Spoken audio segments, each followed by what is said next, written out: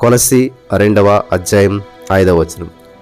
నేను శరీర విషయంలో దూరముగా ఉన్నను, ఆత్మ విషయంలో మీతో కూడా ఉండి మీ యోగ్యమైనటువంటి ప్రవర్తనను క్రీస్తునందల మీ స్థిర విశ్వాసమును చూచి ఆనందించుచున్నాను అన్నాడు పౌలు గారు. స్తోత్రం దేవా. ఈరోజు ఈ యొక్క వాక్యాన్ని ధ్యానిస్తూ ఉండగా మాతో మాట్లాడి ప్రతి వారికి వినగల చెవి గ్రహించాలని అనుగ్రహించి వెత్తబడుచున్నటువంటి వాక్యం వ్యర్థం కాకుండా ప్రతి హృదయంలో నాటబడి నూరంతల పంట అనుభవించినట్లు కృప చూపించమని యేసుక్రీస్తు నామములో ప్రార్థించి నమ్మి పొందుకున్నాం తండ్రి. ఆమేన్. హల్లెలూయా. చాలా అద్భుతమైన సంఘటన ఇక్కడ. నీ ప్రార్థన దూర తీరాలను జయించగలదు. ప్రార్థనకు పరిస్థితులతో సంబంధం లేదు, ప్రార్థనకు దూరం లేదు. ఇది చాలా అద్భుతమైనటువంటి విషయం. చాలా జాగ్రత్తగా ఉండాలి.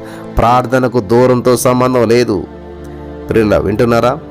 ఒక అద్భుతమైనటువంటి సంఘటన, నిజ సంఘటన మీ మధ్యకి తీసుకురావాలని చెప్పి ఆశపడుతున్నాను. దైవజనుడైనటువంటి బడ్ రాబిన్సన్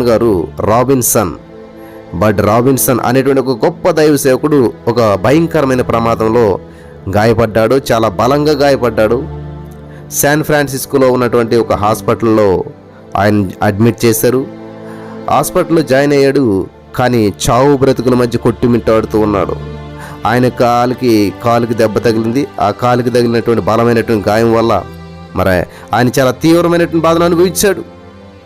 చాలా బాధ అనిపిస్తూ ఉన్నాడు. అలనాడు పేతురు గారు ఎలాగైతే జైల్లో ఉన్నప్పుడు సంఘం ఆసక్తితో ప్రార్థన చేసిందో, అలాగే ఈ యొక్క బడ్ రాబిన్సన్ గారి గురించి అతని సంఘానికి చెందినటువంటి దేవుని సేవకులంతా కలిపి ఒక గుంపుగా ఏర్పడి మోకాళ్ళ మీద ఉన్నారు. ఎక్కడో దూరాన ఉన్నారు.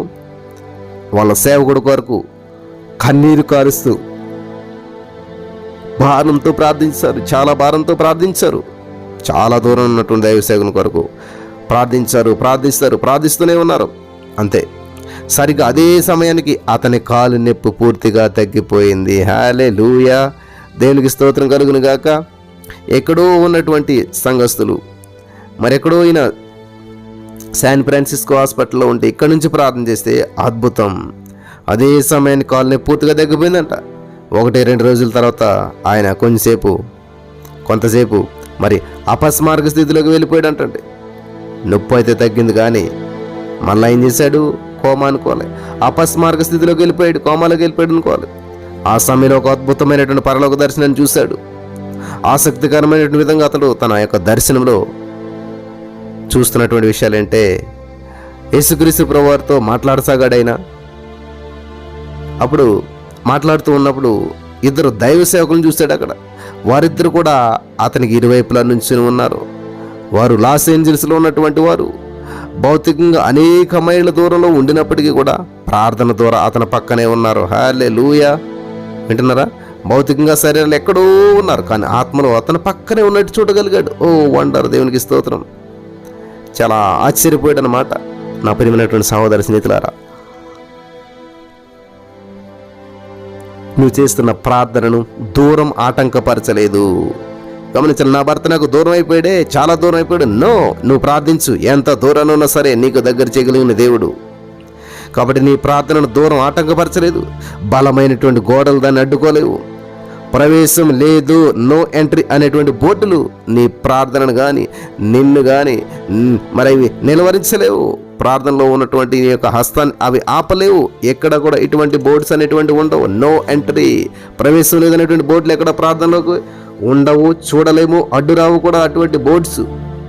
కాబట్టి ఈ రోజున ఈ మాటలు వింటున్న ప్రియమైనటువంటి సహోదరి స్నేహితులారా, నీ ప్రియమైనటువంటి వారి కష్టతరమైనటువంటి ఆపరేషన్ సమయంలో నీకు ఇష్టమైనటువంటి వారు, లేకపోతే నీ బంధువులు, నీ స్నేహితులు ఎవరో, వాళ్ళకి ఆపరేషన్ జరుగుతుంది, భయంకరమైన ఆపరేషన్ అది. అటువంటి ఆపరేషన్ సమయంలో ఆ డాక్టర్ గారి చేతులు ఉంటాయి కదా, వణుకుతూ ఉంటుంటాయి. ఆ డాక్టర్ చేతులు వణుకుతూ ఉంటుంటాయి, భయపడుతూ ఉండొచ్చు. కానీ నువ్వు ప్రార్థన చేస్తూ ఉన్నట్లయితే, హల్లెలూయా, నువ్వు చేసేటువంటి ప్రార్థన ఏం చేస్తుంది తెలుసా? ఆ ప్రార్థన ద్వారా ఆ ఆపరేషన్ సమయం అంతా కూడా నీవు నీ ప్రియమైనటువంటి వారి పక్కనే ఉండగలుగుతావు. హల్లెలూయా. ప్రార్థన ద్వారా నువ్వు వాళ్ళ పక్కనే ఉండగలుగుతావు. ఆపరేషన్ థియేటర్కి నేను రానేకపోవచ్చు, కానీ నువ్వు నిజంగా ప్రార్థించినట్లయితే ఆత్మలో వారి పక్క నేను ఉండగలుగుతావు.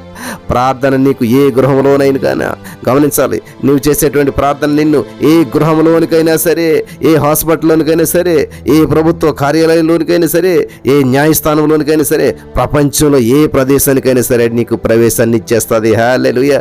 ప్రార్థన నీకు ఆత్మలోకంలో నీకు ప్రవేశాన్ని ఇచ్చేస్తుంది. ఎక్కడ ఏమున్నా ఏంటైనా చూడగలిగినటువంటి సామర్థ్యం. హల్లెలూయా. అందుకనే పౌలు గారు అంటున్నాడు కదా, నేను శరీర విషయంలో దూరంగా ఉన్నాను, ఆత్మ విషయంలో మీతో కూడా ఉండి మీ యోగ్యమైనటువంటి ప్రవర్తనను యేసుక్రీస్తునందల మీ స్థిర విశ్వాసాన్ని నేను చూచి ఆనందిస్తున్నాను. ఎక్కడ చూశాడు? ఎంత దూరం ఉన్నది. ఎంత దూరం ఉన్నప్పటికీ పౌలు గారు ఏమన్నాడు సరే, చూచి ఆనందిస్తూ ఉన్నాను. Thank you Jesus, thank you Lord. Hallelujah. చూచి ఆనందిస్తూ ఉన్నాను. ప్రార్థనలో దూరం ఉండదు. ప్రార్థనలో మరి ప్రియులారా వ్యత్యాసాలు ఉండవు. ప్రార్థనలో హెచ్చుతగ్గులు ఉండవు.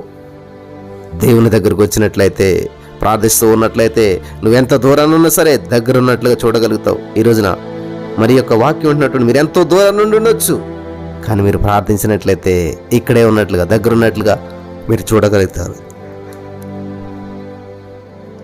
మరి ఏ చిన్న సమస్య వచ్చినా భయపడకుండా ప్రార్థిస్తున్నప్పుడు మనం దగ్గరగా ప్రభువుకు ఉండగలుగుతాం. అటువంటి భాగ్యం ఈ మాటలు వినిచిన వారందరికీ దేవతను అనుగ్రహించి నడిపించి బలపరచును గాక. ఆమేన్.